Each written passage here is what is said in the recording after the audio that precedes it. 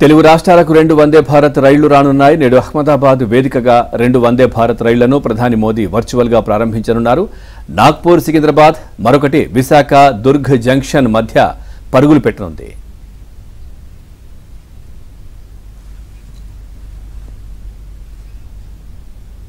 రెండు వందే భారత్ రైళ్లను ప్రధాని మోదీ వర్చువల్ గా ప్రారంభించనున్నారు. నాగ్పూర్ సికింద్రాబాద్, మరొకటి విశాఖ దుర్గ్ జంక్షన్ మధ్య పరుగులు పెట్టనుంది.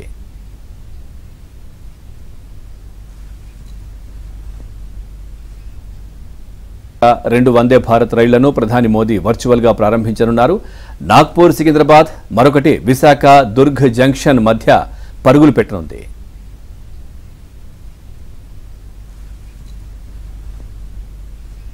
రైళ్లను ప్రధాని మోదీ వర్చువల్ గా ప్రారంభించనున్నారు. నాగ్పూర్ సికింద్రాబాద్, మరొకటి విశాఖ దుర్గ్ జంక్షన్ మధ్య పరుగులు పెట్టనుంది.